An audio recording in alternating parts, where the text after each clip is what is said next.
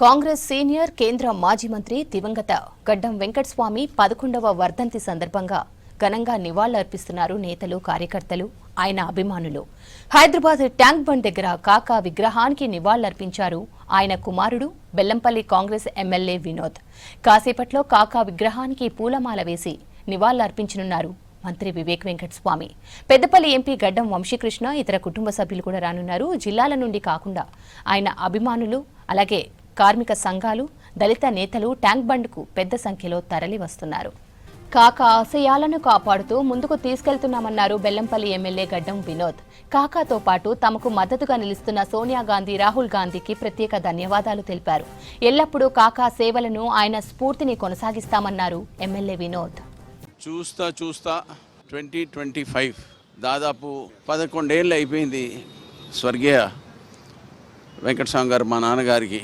ఆయన కాలం నిండిన తర్వాత ఆ లోటు ఇయ్యాల కూడా ప్రజలల్లో కనిపిస్తుంది.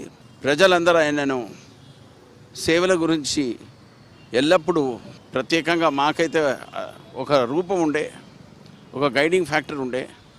ఆయన పోయిన తర్వాత ఆయన ఆశలను ఎల్లప్పుడూ కాపాడుతూ ముంగడు తీసుకుపోయే కార్యక్రమం కింద మా కుటుంబ సభ్యులందరం కలిసి ఆయన పేరు ఎల్లప్పుడూ కాంగ్రెస్ పార్టీలో ప్రజల సేవ చేసిన గుడిసెల వెంకటస్వామి అనే పేరు పెట్టుకొని ఆ సేవలను ముంగడ తీసుకుపోతూ పెద్దలు రేవంత్ రెడ్డి గారు, సోనియమ్మ తల్లి, ఖర్గే అంకులు, రాహుల్ గాంధీ గారు అందరూ ఆయనకి ఇచ్చిన సపోర్టు, ఆయన ఉన్నప్పుడు ప్రత్యేక ధన్యవాదాలు చెప్తున్నాము.